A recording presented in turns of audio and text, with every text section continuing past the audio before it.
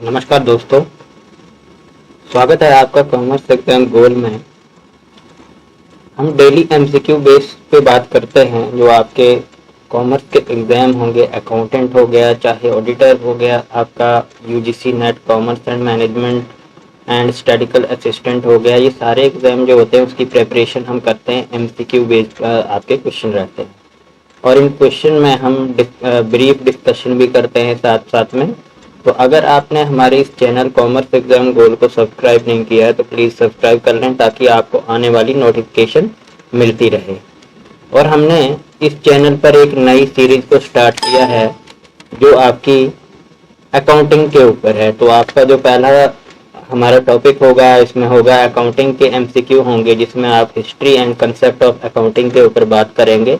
और ये सीरीज भी हमारी जो है टॉपिक वाइज एमसीक्यू सीरीज रहेगी। अगर आपने हमारे इस चैनल कॉमर्स एग्जाम गोल को सब्सक्राइब नहीं किया है तो प्लीज़ सब्सक्राइब कर लें ताकि आपको आने वाली सभी वीडियो की नोटिफिकेशन मिलती रहे। तो चलिए स्टार्ट करते हैं अपना पहला क्वेश्चन, एमसीक्यू क्वेश्चन, जो आपका फादर ऑफ अकाउंटिंग के ऊपर है। देखते हैं कौन कौन से आपके एग्जाम्पल रहते हैं, यहाँ पे एमसीक्यू रहते हैं। तो पहला क्वेश्चन है, who is the known as the father of accounting? किसे लेखांकन का जनक कहा जाता है? ए ऑप्शन है लुकास पैसियोली, बी ऑप्शन है एडम स्मिथ, सी ऑप्शन है Benjamin Franklin and D option है आपका कार्ल मार्क्स। तो इनमें से जो आपका ऑप्शन है आपने कई उन्हें देखा होगा, सुना होगा। जब हम हिस्ट्री ऑफ अकाउंटिंग देखते हैं या मीनिंग ऑफ अकाउंटिंग देखते हैं तो उसमें आपका लुकास पैसियोली जो आपको फादर ऑफ अकाउंटिंग कहा जाता है। तो आपका ए ऑप्शन राइट आंसर हो जाता है। बाकी ये सारे जो है, कोई आपका इकोनॉमिक एडम स्मिथ इकोनॉमिक्स का है, बेंजामिन फ्रैंकलिन है और आपके कार्ल मार्क्स हैं। ये आपके अदर जो भी टॉपिक होंगे उनके हो सकते हैं, पर जो आपका लुकास पैसियोली है वो आपका फादर ऑफ अकाउंटिंग कहा जाता है। सेकंड क्वेश्चन है, in which year did Lucas Pacioli publish his seminal work on double entry book keeping? Lucas Pacioli ने डबल एंट्री खाता बही खाता पद्धति पर अपना मौलिक काम किस वर्ष प्रकाशित किया था? तो आपके पास ऑप्शन दिए हुए हैं कौन से ईयर में किया हुआ था ये। तो ए ऑप्शन है 1494 ईस्वी में, बी ऑप्शन है 1594 ईस्वी में, सी ऑप्शन है 1694 ईस्वी में एंड डी ऑप्शन है 1794 ऑप्शन आपके ईस्वी में। तो यहाँ पे आपके जो ऑप्शन दिए हुए हैं आपने देखा होगा कि आपका जो लुकास पैसियोली ने आपने डबल एंट्री सिस्टम को निजात किया था, पब्लिश किया था, वो 1494 ईस्वी में किया था। तो ए ऑप्शन आपका राइट आंसर हो जाता है। थर्ड क्वेश्चन है, the history of accounting can be traced back to ancient civilization such as? लेखांकन के इतिहास का पता प्राचीन सभ्यताओं से लगाया जा सकता है। जैसे कौन कौन सी वो सभ्यताएं थी जहां से आपके हिस्ट्री ऑफ अकाउंटिंग का पता लगता है? तो ए ऑप्शन है आपके पास Mesopotamia, Egypt and Greek, B option है Rome, Persia and China, D option है India, Japan and Africa and D option है आपका all of the above. Basically जब ऑल ऑफ दी अबव आपका कहीं पे ऑप्शन आता है तो वो राइट आंसर मानते हैं लोग, कहा करते हैं ऐसा कि आपका ऑल ऑफ दी अबव आ जाए तो आंख बंद करके आपने क्या करना है, ऑप्शन को टिक कर देना है। पर वो चीज़ें यहाँ पे आपकी सूट नहीं होएंगी क्योंकि आपका यहाँ हिस्ट्री पूछी हुई है तो सभी में से तो नहीं है, कोई एक ही होगा। तो यहाँ पे आप जब देखेंगे तो आप जब हिस्ट्री देखोगे इसकी अकाउंटिंग की तो वो आपका ऑप्शन आपका मिलता है मेसोपोटामिया, इजिप्ट एंड ग्रीक में मिलता है। तो ऑप्शन नंबर ए आपका राइट आंसर होता है। क्वेश्चन नंबर फोर्थ है, the double entry book keeping system introduced by Lucas Pacioli involve? Lucas Pacioli द्वारा शुरू की गई डबल एंट्री खाता बही प्रणाली में शामिल है। ए ऑप्शन है आपके पास recording each transaction twice, B option है प्रत्येक लेनदेन को 2 बार रिकॉर्ड करना एंड बी ऑप्शन है आपके पास using 2 different ledger and for transaction, लेनदेन के लिए 2 अलग अलग बहियों का उपयोग करना एंड सी ऑप्शन है आपके पास each transaction affecting at least 2 accounts, प्रत्येक लेन देन कम से कम 2 खातों को प्रभावित करता है।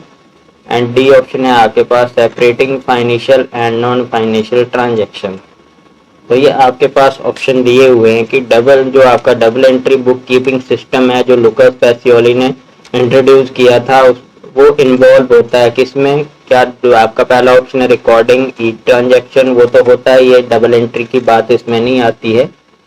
और जो आपका बी ऑप्शन है यूजिंग 2 डिफरेंट लेजर, 2 अलग अलग लेजर ट्रांजैक्शन के लिए लेना, ये भी आपका सूट नहीं करता, क्योंकि हम जो यहाँ पे ऑप्शन लेते हैं वो आपका बाकी सारे जो हैं वो मैच नहीं करते हैं, सिर्फ एक ही लेते हैं। तो आप देखने से ही इसको समझ सकते हैं कि यहाँ पे आपका ऑप्शन क्या बनने वाला है। हमारा मकसद होता है कि एमसीक्यू करवा के आपका जो बेसिक है या कंसेप्ट बेस है उनको आपको बिल्कुल पक्का करना होता है। तो आपका जो सी ऑप्शन है उसको देख लेते हैं, each transaction affect at least 2 account. तो ये ऑप्शन आपका राइट आंसर हो जाता है, प्रत्येक लेन देन कम से कम 2 खातों को प्रभावित करता है। डी ऑप्शन भी देख लेते हैं, separating financial and non financial transaction, ये इसका काम नहीं है आपका डबल एंट्री सिस्टम का। डबल एंट्री सिस्टम का मतलब है कि एटलीस्ट 2 अकाउंट जो होते हैं आपके अफेक्ट होते हैं, प्रभावित होते हैं, एक आपका डेबिटर का, एक डेटर का, एक क्रेडिटर का। या अगर मान लीजिए 2 पार्टी इसमें इन्वॉल्व हैं, तो एक मान लीजिए लेनदार है एक देनदार है, तो दोनों का जो 2 अकाउंट होते हैं उनको अफेक्ट करता है। तो ये आपका option number C right answer हो जाता है। 5th क्वेश्चन है, which of the following ancient record on considered one of the earliest example of accounting? निम्नलिखित में से कौन सा प्राचीन अभिलेख लेखांकन के सबसे शुरुआती उदाहरण में से एक माना जाता है? ऑप्शन देख लेते हैं। ए ऑप्शन है द रोसेटन, बी ऑप्शन है आपके पास code of Hammurabi, C option है आपके पास द क्ले और tablet of Mesopotamia, and D option है आपके पास the Dead Sea scroll. Option में आप हिंदी में भी देख सकते हैं, रोसेटा स्टोन, हम्मुराबी की संहिता, मेसोपोटामिया की मिट्टी की गोलियां, एंड डी ऑप्शन में आपके पास है मृत सागर स्क्रॉल। तो आपका जो आप मेसोपोटामिया आपने पहले भी देखा है जब हम हिस्ट्री की बात कर रहे थे, क्वेश्चन नंबर 2 में आया होगा शायद। तो आपका जो प्ले ऑफ टेबलेट मेसोपोटामिया की बात वहां पे भी हुई थी। तो आपका सी ऑप्शन राइट आंसर हो जाता है, सी ऑप्शन। 6th क्वेश्चन है, what is the primary purpose of accounting? लेखांकन का प्राथमिक उद्देश्य क्या है? नंबर 1 ए ऑप्शन है टू प्रिपेयर फाइनेंशियल स्टेटमेंट, वित्तीय विवरण तैयार करना, बी ऑप्शन है टू रिकॉर्ड फाइनेंशियल ट्रांजैक्शन, वित्तीय लेन देन रिकॉर्ड करने के लिए, सी ऑप्शन है to interpret and communicate financial information, वित्तीय जानकारी की व्यवस्था एवं संचार करना, एंड डी ऑप्शन है to track inventory level, inventory स्तर को ट्रैक करना। तो ये जो ऑप्शन है आपके मेन पर्पज क्या होता है आपके अकाउंटिंग का, कि आप अकाउंटिंग क्यों करना चाहते हैं। अकाउंटिंग करने से पहले आपको जितनी भी आपकी फाइनेंशियल ट्रांजैक्शन होती हैं आप उनको इंटरप्रेट करते हैं, फिर उन फाइनेंशियल जो आपकी ट्रांजैक्शन होती है वो कम्युनिकेट करते हैं आगे आपकी जितनी भी जो पार्टी इंटरेस्टेड पार्टी होती हैं उनके लिए आप क्या करते हैं, इनको सेंड करते हैं या कम्युनिकेट करते हैं उनके लिए। तो जो आपका ये डी ऑप्शन है टू ट्रैक इन्वेंट्री लेवल, ये तो आपका बिल्कुल सूट नहीं करता है। आपका B option record financial transaction, वो तो होती हैं, पर पर्पज क्या होता है आपका आपके अकाउंटिंग सिस्टम का, तो वो पर्पज आपका सी ऑप्शन में आता है। ए ऑप्शन में टू प्रिपेयर फाइनेंशियल स्टेटमेंट, ये भी होती है पर पर्पज इसको प्रिपेयर करना नहीं है, आगे कम्युनिकेट करना फाइनेंशियल इंफॉर्मेशन को और इंटरप्रेट करना आपका मेन मकसद होता है, प्राइमरी पर्पज होता है आपके अकाउंटिंग का। तो ऑप्शन नंबर सी आपका राइट आंसर। 7th क्वेश्चन है, विच of the following is not a की फंक्शन ऑफ अकाउंटिंग? निम्नलिखित में से कौन सा लेखांकन का प्रमुख कार्य नहीं है? ऑप्शन देख लेते हैं। ए ऑप्शन है रिकॉर्डिंग ट्रांजैक्शन, लेन देन की रिकॉर्डिंग करना, बी ऑप्शन है बजटिंग एंड फोरकास्टिंग, बजट एवं पुनर्अनुमान लगाना, सी ऑप्शन है मार्केटिंग प्रोडक्ट, विपणन उत्पाद, एंड डी ऑप्शन है आपका प्रिपेयरिंग फाइनेंशियल रिपोर्ट। तो फंक्शन में आपका जो आता है, जो इनमें से कुछ फंक्शन है, पर एक चीज जो आपका फंक्शन नहीं है, marketing product.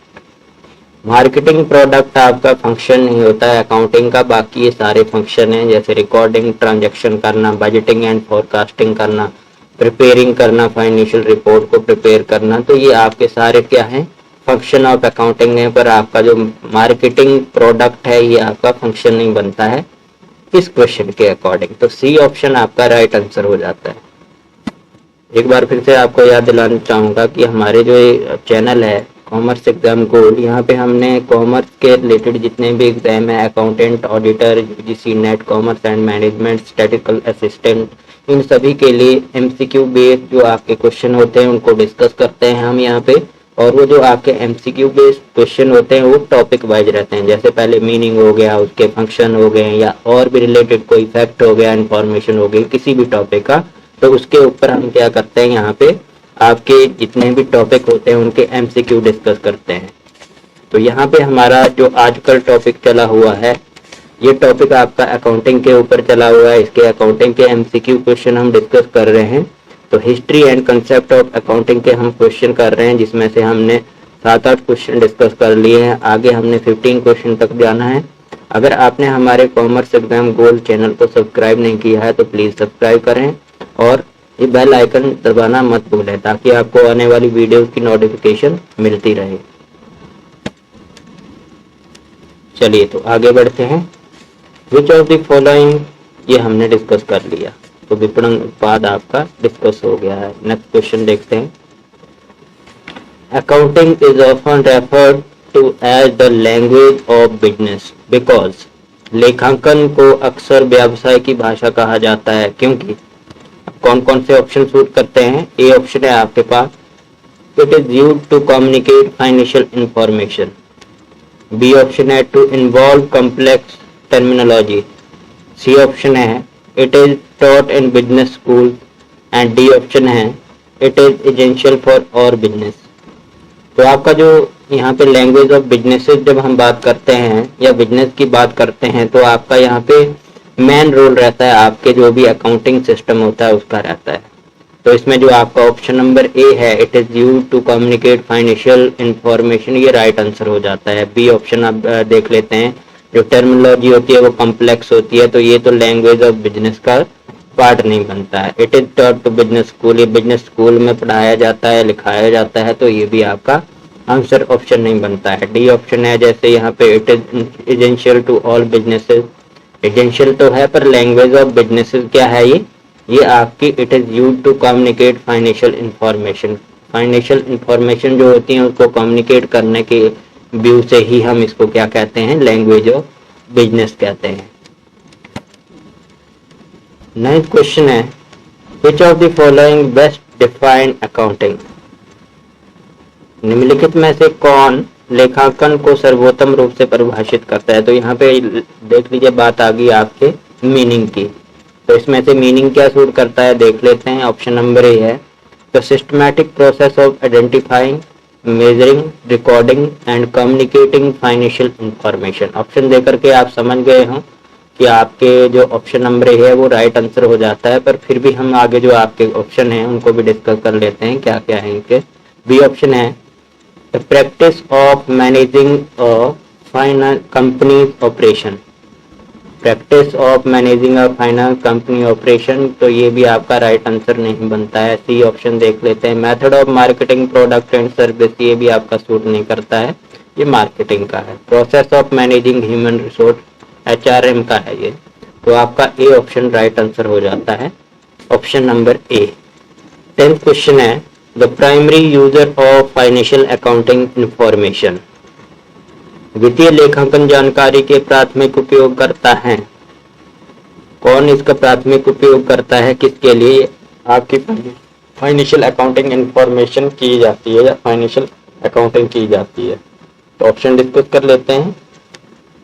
Option number A है इंटरनल मैनेजमेंट, आंतरिक प्रबंधन। बी ऑप्शन है कर्मचारी, एम्प्लॉय। सी ऑप्शन है external stake holder such as investor and creditor. And D option है आपका कस्टमर। तो आपके बाकी सारे जैसे इंटरनल मैनेजमेंट तो इतनी इन इंफॉर्मेशन को कम्युनिकेट करने की बात आएगी जो प्राइमरी यूजर ये नहीं होता है। उसके बाद एम्प्लॉय तो इसमें रोल नहीं होता है, कस्टमर का रोल नहीं होगा। तो external stake holder and investor of and creditor, तो ये क्या होते हैं जो आपकी फाइनेंशियल अकाउंटिंग है इनके प्राइमरी यूजर होते हैं। क्यों होते हैं? स्टेक होल्डर का मतलब है जो भी इंटरेस्टेड पार्टी होती है। जैसे मान लीजिए कोई इन्वेस्टर है, पैसा लगाया, तो वो तो चाहेगा कि आपके जो बिजनेस की अकाउंटिंग है या कितना प्रॉफिट हुआ कितना लॉस हुआ वो जानना चाहेगा उसके बारे में। क्रेडिटर है जो आपको लोन देते हैं, बैंक हो गया या कोई भी और एजेंसी हो गई, वो भी जानना चाहते हैं कि कितना प्रॉफिट और लॉस हुआ है आपको इस पार्टिकुलर बिजनेस में।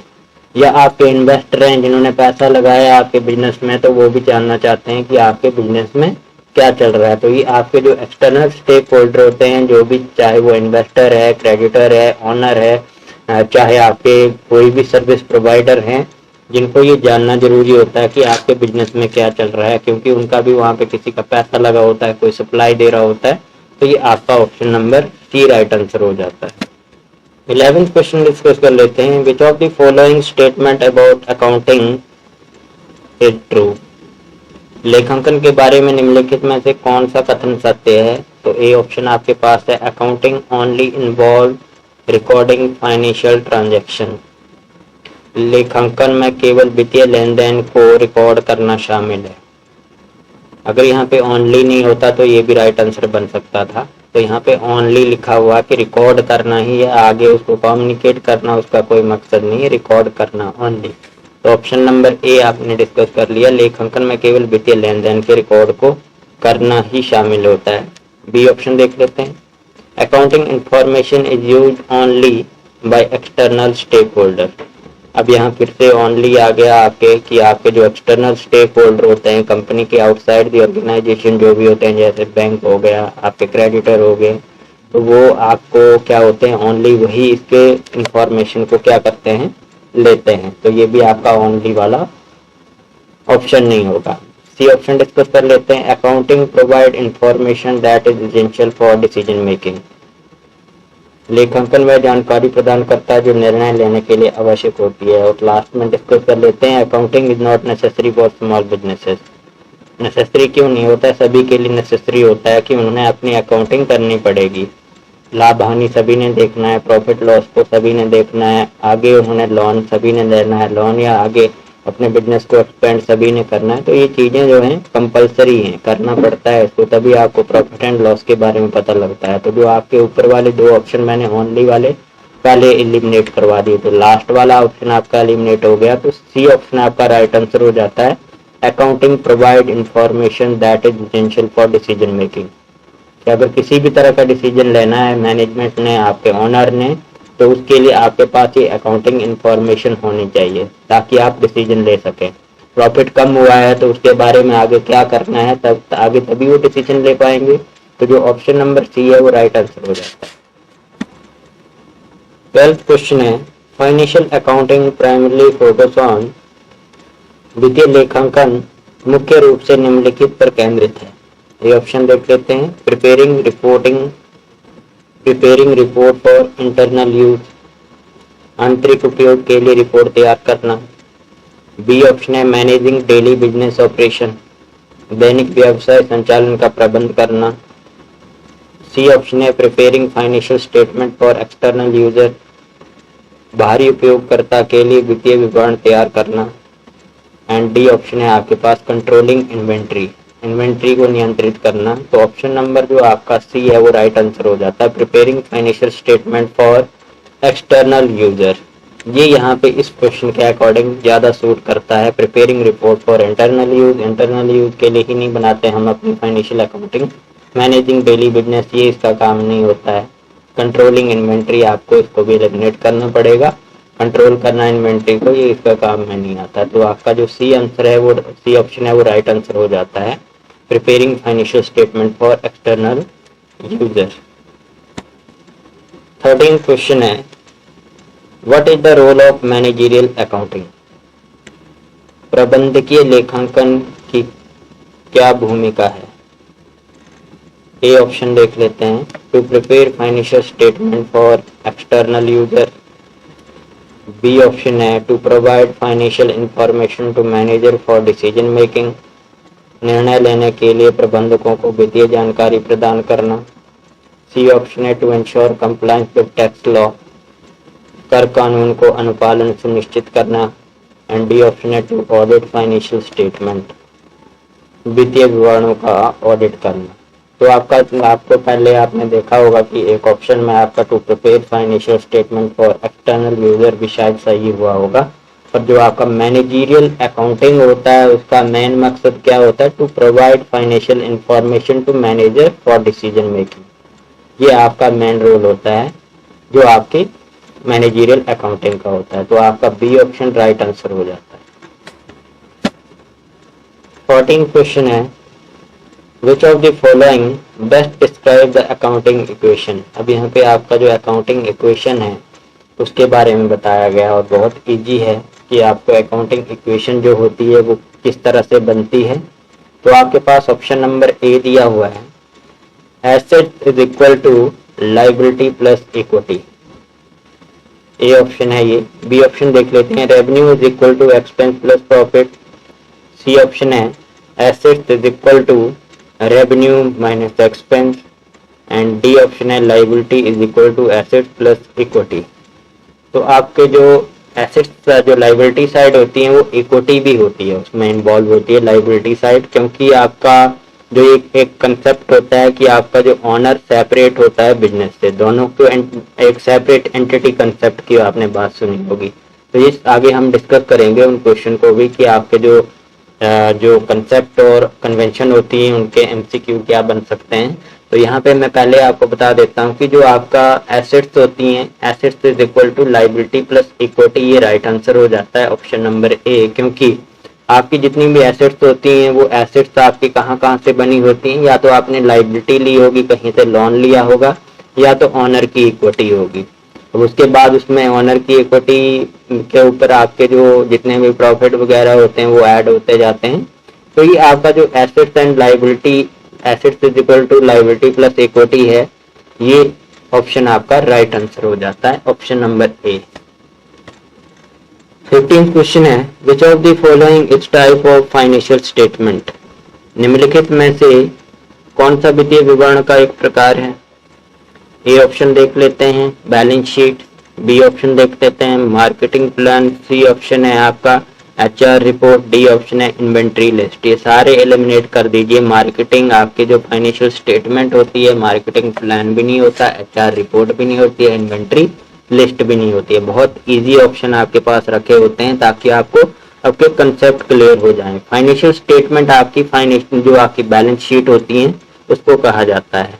तो ये जो टाइप ऑफ आपकी फाइनेंशियल स्टेटमेंट होता है कि इनमें से कौन सा एक टाइप है, तो वो बैलेंस शीट है, प्रॉफिट एंड लॉस होता है। तो ये आपका क्या है, बैलेंस शीट राइट आंसर हो जाता है ए ऑप्शन। एक बार आपको फिर से याद दिला दें, आज हमने एक नए एमसीक्यू सीरीज को शुरू किया है जो आपके अकाउंटिंग के ऊपर एमसीक्यू बेस्ड क्वेश्चन है। हमने आज जो डिस्कस किया वो है history and concept of accounting, जो हमारे कॉमर्स एग्जाम गोल चैनल पर अपलोड हो जाएगी।